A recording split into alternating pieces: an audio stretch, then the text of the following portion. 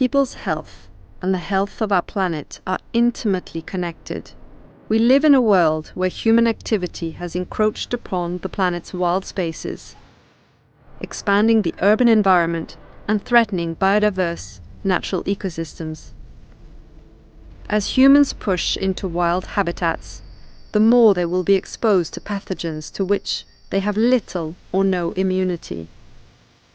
Disease is but one of the negative impacts of unsustainable development trajectories.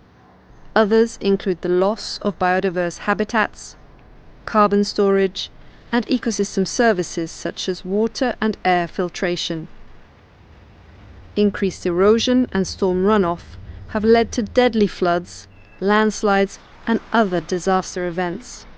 The responsibility for sustainable solutions must be borne by all of us, globally. This is what the emerging field of planetary health is aiming to do, seeking solutions that improve the health and well-being of communities by encouraging more ecologically sustainable solutions implemented by practitioners around the world. A good example of the planetary health approach in action is the work undertaken by the non-governmental organizations Health in Harmony and Alam Sehat Lestari in Borneo. Once lush with impenetrable rainforests, the island of Borneo now has only half of its original forest cover and is losing forest at a rate of around 1 million hectares or 10,000 square kilometers per year. Much of that land conversion is being driven by large palm oil companies that rip up the forests to cultivate palm oil.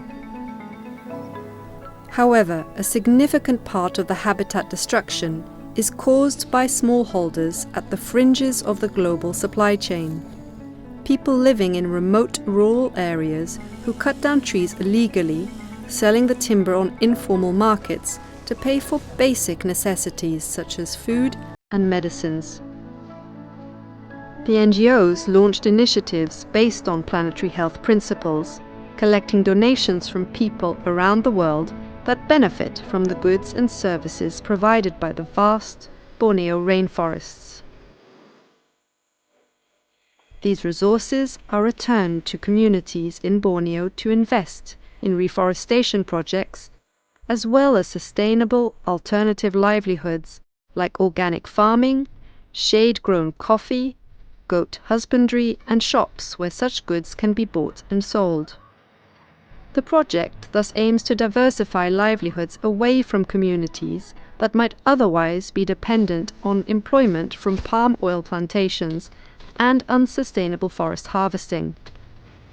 Over the course of the last decade, the initiative has resulted in an estimated 30,000 tons of carbon dioxide being removed from the atmosphere and has led to the regeneration of over 200 kilometer squares of forest, while providing healthcare to over 100,000 people.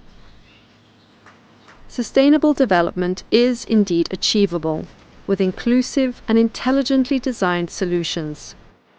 The question is, how can we scale up this kind of initiative, putting the collective weight of the planet's population behind innovative local initiatives?